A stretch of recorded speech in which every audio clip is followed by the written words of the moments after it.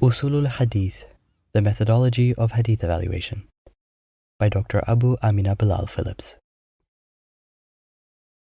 3. Transmission. Taḥammul al Ilm. During the era of the dissemination of hadiths and their compilation in the first 3 centuries, a variety of methods of learning and teaching evolved. These methods were later categorized and technical terminology developed to describe them within the field of hadith science. The following 8 methods were identified, the first 2 of which were the most common and accurate. 1. Sama', reading by the teacher. This method of transmission of hadiths had 4 different formats. A. Recitation from memory by the teacher. Wide use of this practice began to decline by the middle of the 2nd century, though it persisted to a much lesser extent for a long time after that. Students remained with their teachers for a long time until they became authorities. B. Reading from books. This method could either involve the teacher reading from his own books, which was preferred, or the reading of the teacher from his student's book, which was either a copy or a selection from his own work. C. Questions and answers. Students would read to their teacher a part of the hadiths, and he would complete the narration. D. Dictation. The companion Wathila ibn Asqa, D. 83, was the first to hold classes for dictation of hadiths. It was not a favored method initially, due to the ease with which students could gather knowledge. However, Az-Zuhri departed from this attitude and followed this method throughout his life. Later on, some scholars refused to dictate if their students did not write the hadiths down. Dictation was either from memory or from books. A fast writer was often chosen to record all the hadiths, while others watched him write to catch his mistakes. Later, they borrowed the books and made their own copies. These copies were revised among the students or with the teacher himself. 2. Ard, reading by the students. In this method, the students would read the teacher's book to him while other students compared the hadiths with their own books, or they listened attentively. From the beginning of the 2nd century, this became the most popular method. Often, the teachers would provide their own copies as many of them had their own scribes. Otherwise, the students would read from copies made earlier from the original, in which they would put a circle at the end of every hadith, and when they read it back to the teacher, they would put a mark in the circle to indicate each reading. Even if a student knew hadiths through books, he was not entitled to transmit them or use them in his own collections until they had been read back to the teacher and approved. If he did otherwise, he was labeled a hadith thief, Sariq al-Hadith. This was equivalent to modern copyright laws, which permit a person to buy as many copies of a book he or she wishes, but prohibits them from making even a single copy. 3. Ijaza, permission to transmit.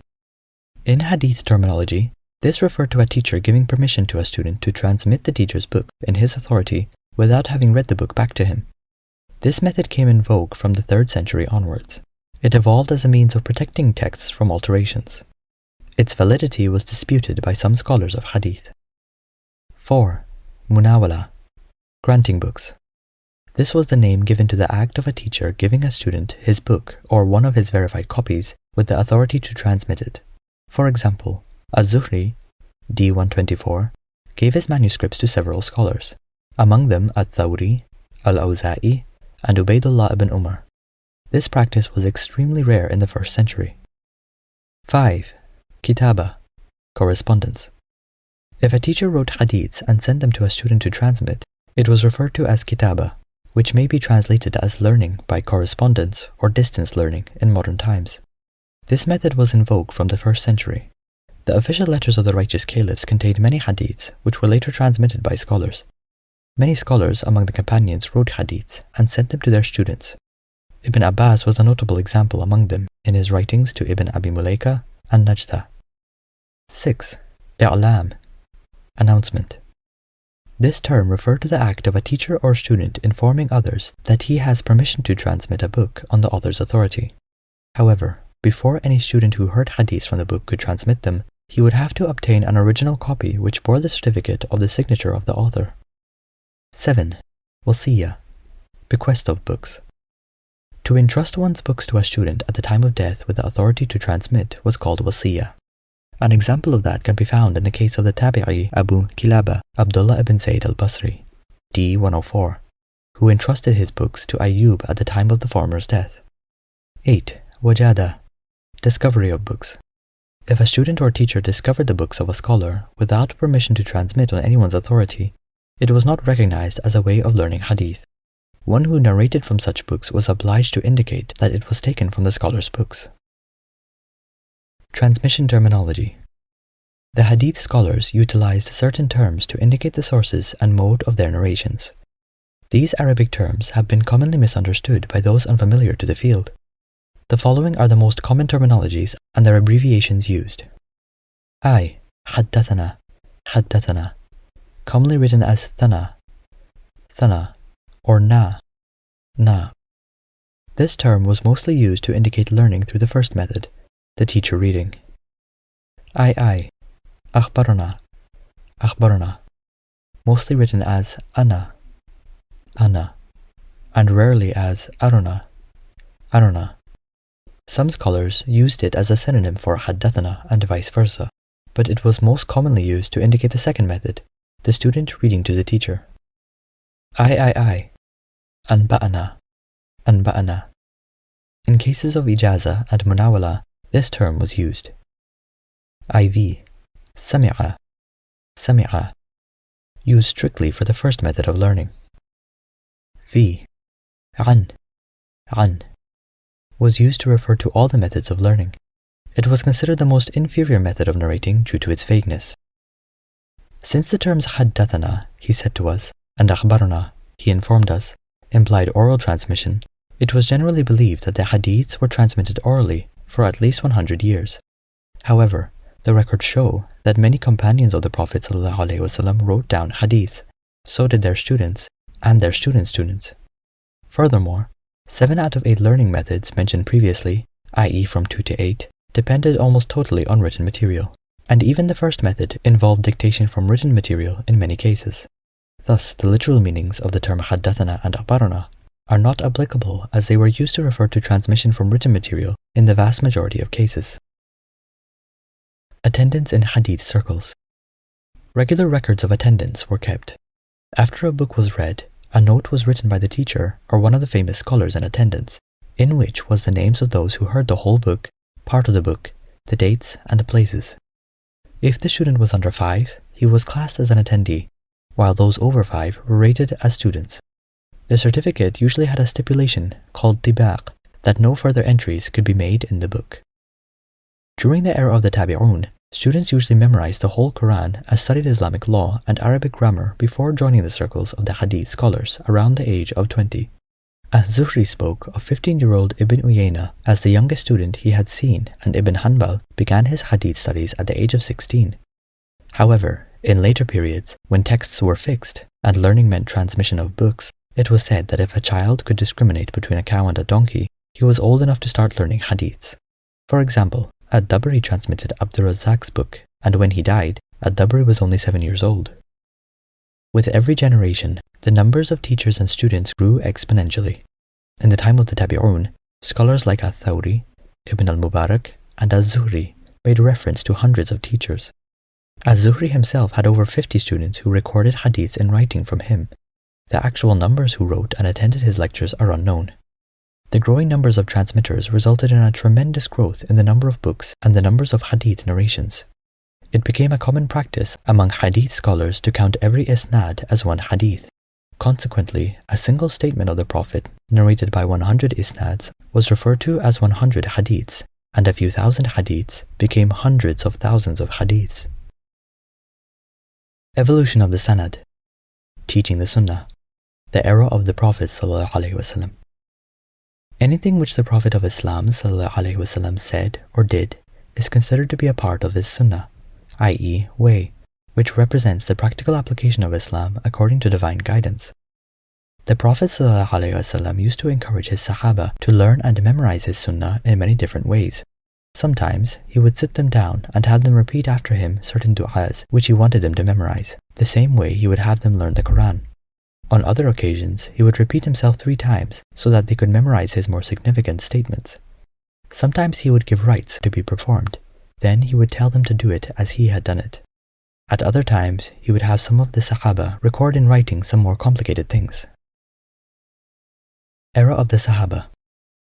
After the death of the Prophet ﷺ, the older Sahaba began to teach the younger Sahaba the sayings and practices of the Prophet ﷺ, which they had not been around to hear or observe. Both the younger and the older Sahaba used to teach those who had accepted Islam during the last days of the Prophet's life, and thus never had an opportunity to learn anything directly from the Prophet ﷺ. When Islam spread all over Arabia and into Syria, Iraq, Persia, and Egypt during the reign of the righteous caliphs, the Sahaba began to teach those who newly entered Islam the principles of the religion. They would say to those who gathered around them, "I saw the Prophet do this," or "I heard the Prophet say that." This was how the chain of narration of the Sunnah began. Those new Muslims who studied under the Sahaba were later referred to as the Tabi'un. Most of the Tabi'un used to memorize and record the statements of the Prophet ﷺ, which the Sahaba used to quote. They used to travel to different parts of the Muslim world of that time in order to learn as much of the Sunnah of the Prophet ﷺ from as many of the Sahaba as possible. Why all this effort? It is natural that people try to watch and remember the sayings and deeds of anyone who is dear to them, and there is no doubt that Prophet Muhammad ﷺ was the most beloved person on earth to his followers. The Prophet ﷺ himself had enjoined this love unto his community, saying, "None of you has truly believed until I become more dear to him than his son, his father, and all of mankind." Allah in the Quran emphasized for the whole of the Muslim Ummah the extreme importance of the Sunnah of the Prophet ﷺ by ordering them to obey all of his commands. Whatever the Messenger gives you, take it, and whatever he forbids you, leave it. Surah Al-Hashr 59:7. How could the Muslim nation obey this divine command after the Prophet's death? How could they know what Allah's Messenger ﷺ had commanded and forbidden if he was no longer with them? Therefore, great care had to be taken to preserve the Sunnah and convey it to each successive generation of Muslims. The Prophet ﷺ also stressed the great importance of passing on the Sunnah without any alterations by promising them Allah's blessings, saying, "Allah blesses any man who hears a saying of mine, memorizes it and understands it, then conveys just as he heard it. For perhaps one who is informed has more understanding than the one who heard it." He also stressed it by warning them of the severe punishment awaiting anyone who lies about him, saying, "Whoever lies about me will find his seat in the hellfire." The era of the Tabi'un. When the Sahaba began to die out and Islam spread into India, Afghanistan, Russia, China, North Africa, and Spain, the Tabi'un took up where the Sahaba had left off and began the great task of teaching the new converts to Islam the principles of the religion. They would say to those who gathered around them, "I heard such and such a Sahabi say that he saw the Prophet ﷺ do this," or "I heard such and such a Sahabi say that he heard the Prophet ﷺ do that." In this way, the second link in the chain of narration of the Sunnah was added. Those who studied under the Tabi'un were later called Atba' at-Tabi'in, followers of the followers. Many of these new students used to travel for days, or even months, to meet and study under various Tabi'un, taking great care in the memorization and the writing down of their teachers' narrations. Only a few books of Hadith from the time of the Atba' at-Tabi'in have reached us. The most famous of them is the book of Malik ibn Anas called Al-Muwatta, and the most famous copy of Al-Muwatta is that of Malik's student, Yahya ibn Yahya, from the Berber tribe of Masmuda. In the second volume of Yahya's copy of Al-Muwatta, in the chapter on the dab, lizard, we find the following.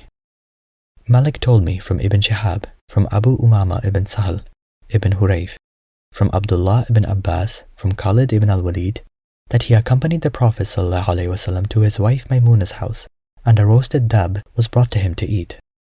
So Allah's Messenger reached out his hand to eat some of it. Some of the women who were with Maymunah said, "Inform Allah's Messenger of what he is about to eat." When he was told that it was a dab, he removed his hand from it, and Khalid ibn Walid asked, "Is it haram, O Messenger of Allah?" He replied, "No, but it wasn't in my people's land, and I find it loathsome." Khalid then said, "I then tore off a piece of it and ate it whole as the Prophet ﷺ watched me." The sanad, chain of transmission of this hadith is as follows. Prophet ﷺ, Sahaba Khalid, Sahaba ibn Abbas, Sahaba Abu Umama, Tabi'un ibn Shihab, Atba' at-Tabi'in Malik, Atba' at-Tabi'in Yahya. Khalid ibn al-Walid, Ibn Abbas, and Abu Umama were all Sahaba, but Ibn Abbas was a young Sahabi, and Abu Umama only saw the Prophet ﷺ just before his death. So Khalid related this incident to Ibn Abbas, when he asked him about eating dab, and Ibn Abbas related it to Abu Umama, who then told Ibn Shihab, who told Malik, who in turn wrote it down and told Yahya. Following that hadith is another narration on the same topic. Malik informed me from Abdullah ibn Dinar, from Ibn Umar, that a man called out to the Prophet of Allah, "O Prophet of Allah, what do you say about dab?" The Prophet of Allah replied, "I don't eat it and I don't forbid it." In this case, the sanad is shorter because the Sahabi Ibn Umar related it directly to his student Ibn Dinar. Prophet sallallahu alaihi wasallam, Sahaba Ibn Umar, Tabi'un Ibn Dinar, Atba' al-Tabi'in Malik, Atba' al-Tabi'in Yahya. Chains of transmission. Every hadith consists of two sections. The first section is a list of all those who transmitted the saying of the Prophet ﷺ, beginning with the last transmitter to the one who collected it in his book, and ending with the companion who narrated it from the Prophet ﷺ. The second section is the narrated saying, action, approval, or physical description of the Prophet ﷺ. The first portion is known as the Isnaad, or the Sanad, chain of narrators, and the second is called the Matan, text. For example, حدثنا عبد العزيز بن المختار قال حدثنا سهيل بن أبي صالح عن أبيه عن أبي هريرة أن النبي صلى الله عليه وسلم قال إنما جعل الإمام ليؤتم به فإذا كبر فكبروا ولا تكبروا حتى يكبر وإذا ركع فاركعوا ولا تركعوا حتى يركع وإذا قال سمع الله لمن حمده فقولوا اللهم ربنا لك الحمد وإذا سجد فسجدوا ولا تسجدوا حتى يسجد وإذا صلى قائما فصلوا قياما وإذا صلى قاعدا فصلوا قعودا أجمعين. Abdul Aziz ibn al-Mukhtar told us, saying Suhail ibn Abi Saleh informed us from his father, from Abu Huraira, that the Prophet ﷺ said, the Imam was appointed to be followed. So when he says Allahu Akbar, Allah is greater, say Allahu Akbar, but do not say it until he has said it. And bow when he bows, but don't bow until he bows. And when he says Sami Allahu liman hamida, Allah hears those who praise him, say Allahumma Rabbana lakal hamd. O Allah, our Lord, all praise is yours. And when he prostrates, do so, but don't do so before he does so. And if he prays standing, do so. And if he prays sitting, you should all pray sitting. In the above mentioned hadith, Abdul Aziz ibn al-Mukhtar told us, saying Suhail ibn Abi Saleh informed us from his father, from Abu Huraira, that the Prophet ﷺ said, is the Isnaad, and the remainder, the Imam was appointed to be followed, so when he says Allahu Akbar, Allah is greater, say Allahu Akbar, ... and if he prays sitting down, you should all pray sitting, is the Matan. Pattern of the Isnaad. The usual pattern which the Isnaad system follows is that the further one goes down the chain of narrators, Isnaad, the greater the number of transmitters. For example, in the case of the above-mentioned hadith, research reveals that 10 companions living in 3 locations, Medina, Syria, and Iraq, transmitted it. One of the companions, Abu Huraira, had 7 students transmit the hadith from him alone. 4 of them lived in Medina, 2 in Egypt, and 1 in Yemen. These 7 students, in turn, transmitted the hadith to 12 of their students, 5 from Medina, 2 from Mecca, and 1 each from Syria, Kufa, Taif, Egypt, and Yemen. The total number of third-generation authorities who reported this hadith is 26, coming from 10 different locations: Medina, Mecca, Egypt, Hims, Yemen, Kufa, Syria, Wasit, and Taif. Furthermore, the hadith is found with virtually the same wording or meaning in all of the 10 locations. حدثنا نصر بن علي الجمضني وحامد بن عمر البكراوي قال حدثنا بشر بن المفضل عن خالد عن عبد الله بن شقيق عن أبي هريرة أن النبي صلى الله عليه وسلم قال إذا استيقظ أحدكم من نومه فلا يغمس يده في الإناء حتى يغسلها 3 فإنه لا يدري أين باتت يده.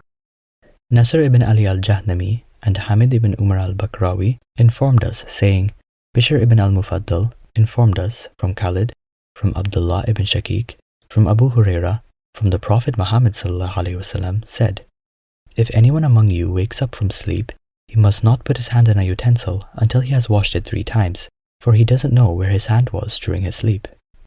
At least 13 students of Abu Huraira transmitted this hadith from him. 8 out of the 13 were from Medina, 1 from Kufa, 2 from Basra, 1 from Yemen, 1 from Syria. There are 16 scholars who transmitted this hadith from the students of Abu Huraira. 6 out of the 16 were from Medina, 4 from Basra, 2 from Kufa, Iraq, 1 from Mecca, 1 from Yemen, 1 from Khurasan, Iran, 1 from Hims, Syria. The hadith chart of the narrators of this hadith can be seen on the following page. Origins of the Isnaad system. Every type of literature develops certain features particular to its nature and content and the character of the people who cultivate it, and the distinctive social, political, or historical conditions in which it originates and flourishes. Hadith literature is no exception to this rule. The Isnaad system was used to transmit pre-Islamic poetry. However, it was in the Hadith literature that it reached its peak, and in which it was considered an integral part of the religion itself. Abdullah ibn al-Mubarak, D181 AH, one of the illustrious teachers of Imam al-Bukhari, said, "The Isnaad is from the religion. Were it not for the Isnaad, anyone could say anything he wished." By the end of the 1st century, the science of Isnaad was fully developed. Ibn Sirin, died 110, a successor, said in the beginning they would not ask about the Isnaad, but when the fitna, turmoil/civil war, happened, they demanded, "Name your men to us."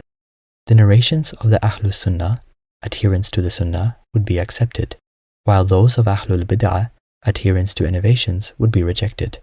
That is, prior to the turmoil, the Isnaad was used only occasionally, but after the turmoil, they became cautious. In order to minimize the significance of the system in Islam, Orientalist scholars have tried to identify non-Arab pre-Islamic sources. Joseph Horowitz cited several instances from Jewish literature, in which the Isnaad was used before its use among Arabs. He further tried to trace its usage back to the Mosaic period, and by Talmudic times, its chain assumed enormous length. Whether the Isnaad really goes back to Mosaic times is open to doubt, as Horowitz did not prove that they were not later interpolations. It has also been noted that Indians long before Islam used the Isnaad system. Occasional use can be found in ancient Hindu, Buddhist, and Jain literature. For example, in the great epic, the Mahabharata, it states, "Visida composed it, Ganesha served as a scribe, and the work was handed down by Vaisampayana, who communicated it to the king Janamejaya. Sauti, who was present at the time, heard it, and narrated it to the assembly of sages." However, regardless of where the Isnaad originated, there is no doubt that having adopted the system, Muslims came to consider the Isnaad an indispensable part of the Hadiths and developed it. They gave it a firm foundation by introducing the chronological method, assembling biographies of the transmitters, and establishing a science for determining the value of its contents and the authenticity of its channel of transmission. The later Indians, as far as is known, never made any attempt at a rigorous and consistent treatment of the Isnaad, nor did they develop the chronological method. Likewise, Jewish literature had no usage of the chronological method, thereby rendering their Isnaads valueless. In fact, Professor Horowitz himself admitted that, in the Talmudic literature, there is no idea of chronological method, and the oldest extant work attempting such an arrangement was composed after 885 AD, more than a century later than the earliest Islamic work on Isnaad critique. From this fact, he goes on to say, and from the fact that the important Jewish works of this period had been composed in the Islamic dominions, it may be inferred that this historical interest was due to the Islamic influence. The practice of specifying the Isnaad, not only of the Hadiths but also the books in which they were collected, was of immense value in preserving the integrity of books in an age in which printing was unknown, and the creation of spurious and distorted works was a relatively easy task. The scholarly practice of certification seems to be unique in the world's literary history, just as Hadith literature is unique in employing a thorough and systematic method of source identification. Greek, Latin, Hebrew, and Syriac manuscripts rarely, if ever, supply us with such a wealth of information about a book's origin and use. The Isnaad system, while originating in connection with the Hadith literature, was in due course extended by Arab authors to many other genres, including geography, history, and prose fiction.